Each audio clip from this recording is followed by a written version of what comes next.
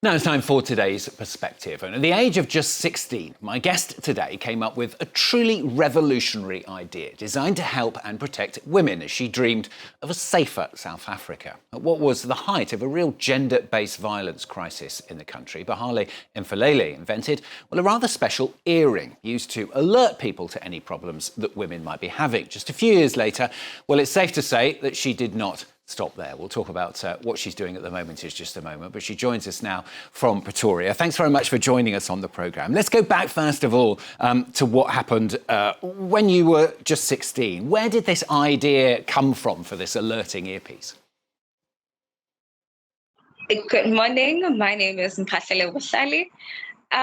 When we talk about alerting earpiece, it's actually an amazing device that started when I started as a 16-year-old, and I was just, looking at the news, and my father used to say little knowledge kills. So watching the news at my home, it was one of the most important things.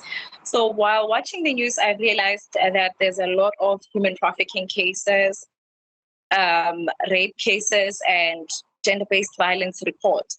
So I decided to be part of the change by joining a science expo competition and then come up with a solution to this problem. So how bad did you think violence against women at the time was? Did you see it on a daily basis around you? Yes, in South Africa, especially in the rural place that I'm from, which is Tamarani, it's a tragic issue, and we are facing this on a day-to-day basis. Even though it wasn't people within my near surrounding my family, but the community at large was facing the same issue, which was gender-based violence, human trafficking, and other social-related issues. So I took it upon myself to be part of the change by making sure that I implement solutions that will help not only people within South Africa, but people across the world. So tell us how it actually works then. Okay. So when the victim is being victimized, what they do is press the button. The earring will be discussed as a design of an earring. So what they do is press the button on the earring, and then it opens up to a small camera, captures the face of the perpetrator, and after that, it will also track the live location of the victim, and it will send that information to connected devices. It be your family members and the officials. So with that being done, they will be able to find you using the location and also the photographs and videos that device captures. And how much of a difference do you think it's made? I mean, it's been 5-6 years now, hasn't it, since you first came up with the idea? I mean, do you think it's really helped people and managed to achieve what you set it out to achieve? Yes, for now, because of funding, we are still having problem with getting it into the market. However, the confidence that it has brought upon the society and even the world at large, people are, texting me on Instagram, on my social handles to talk about how much this has brought confidence in them, and also it has brought hope, which is exactly what it's supposed to do. And you can imagine if it can bring this much hope and it's not yet in the market, what more can it do when it's in the market already?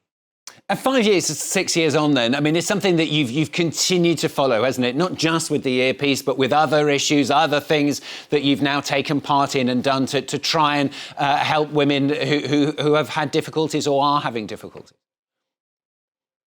Yes, I'm currently a student studying IT and business systems, and I took it upon myself to also be a tutor so that I can help students who are having problems with business management. I am also part of a movement that my friends and I started, which helps in terms of building prototypes for students like us with problems of funding. And we are trying to use what we are having, which is recyclable materials, to make prototypes and put the ideas and make a conceptualize the ideas. So it's been quite a beautiful journey. I'm also a brand ambassador at the college that I'm at, also to show students that everything is possible. You just have to put your mind to it and everything will be achieved.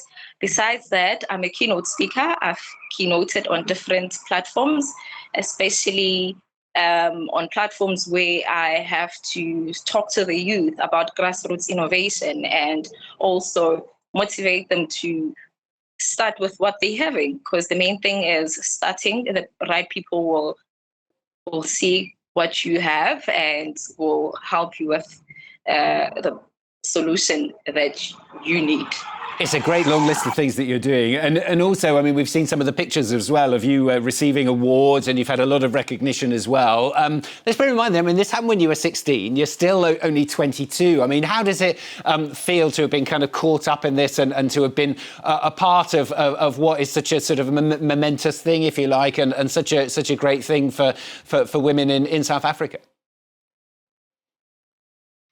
It's such an honor because when I started, I didn't think, I'd get so much love from my people and everyone. However, for me, I was doing this out of, a passion to say gender-based violence is a problem and we must end it. And yes, I'm really glad to see that it has touched so many lives and it has impacted so many people, not just women, but people within the globe as well. And that is amazing. That is an honor for me. And I promise to continue to make sure that the people who need it most will access it. So I won't stop now. I'm still going to continue and refine it until it is in the market, until it is accessible and viable to the people who need it most. Well, hopefully you've touched and inspired some more people today. I'm sure you have, watching us and watching your enthusiasm, shall we say, there, joining us there from Pretoria. Thanks very much for being with us on the programme today. Bohlale Mphahlele, thanks very much for being with us here on France 24 for today's perspective.